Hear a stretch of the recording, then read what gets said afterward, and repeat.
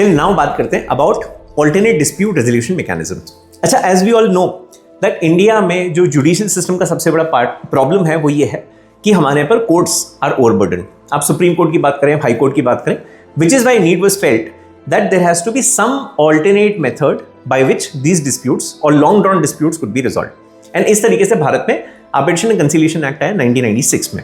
Now, अब हम लोग बात करें यहाँ पर इस वीडियो के जरिए ऑल्टरनेट डिस्प्यूट रेजोल्यूशन मैकेनिज्म्स के बारे में, जहां पर we are going to cover 3 aspects in short. सबसे पहला arbitration, second conciliation and third mediation. Let's talk about arbitration first.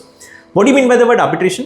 दोनों पार्टीज जो डिस्प्यूटिंग पार्टीज है दोनों मिलकर एक थर्ड पार्टी को अपॉइंट करती है। This third party is called as an arbitrator. दोनों पार्टीज को सुनता है, डॉक्यूमेंट समझता है और उसके बेसिस पर अपना ऑर्डर पास करता है। जो भी आर्बिट्रेटर का डिसीजन है, the decision of the arbitrator is final and binding upon both the parties. Is arbitration. अगर आप आर्बिट्रेटर के अवार्ड को, डिसीजन को चैलेंज करना चाहते हो तो आप उसे चैलेंज कर सकते हो before the high court, right. समय दोनों पार्टीज मिलकर डिसाइड कर सकती है। क्वेश्चन ये आता है who can be the arbitrator? The act is silent about it. However, arbitrator in almost all the cases is someone who has got good legal knowledge and अगर कुछ technical knowledge की जरूरत है on the subject matter तो उसके पास वो proper knowledge है, can essentially act as an arbitrator. Arbitral tribunal क्या होता है? Let's understand that.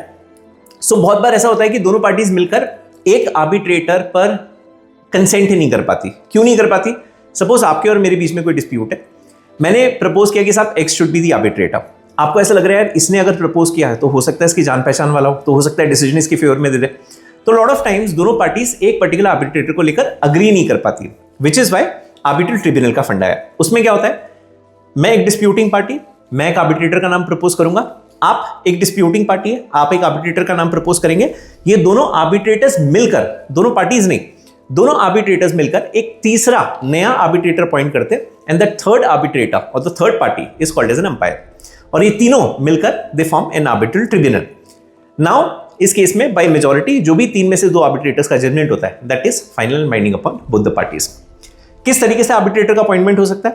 पहला, या तो आपके अग्रीमेंट में क्लॉज होगा कि साहब डिस्प्यूट होती है तो हम लोग रिजॉल्व करेंगे through appointment of N arbitrator. Second, अगर क्लॉज ना हो तो पार्टीज के पास अपॉर्चुनिटी है कि एक सेपरेट अग्रीमेंट बना सकते हैं और उसके थ्रू वो लोग डिस्प्यूट रिजॉल्व करेंगे, मतलब सॉरी आर्बिट्रेटर को अपॉइंट करेंगे। And lastly by exchange of email communication, मैंने प्रपोज किया, आपने अग्री किया and we have appointed an arbitrator. So that's everything about arbitrator.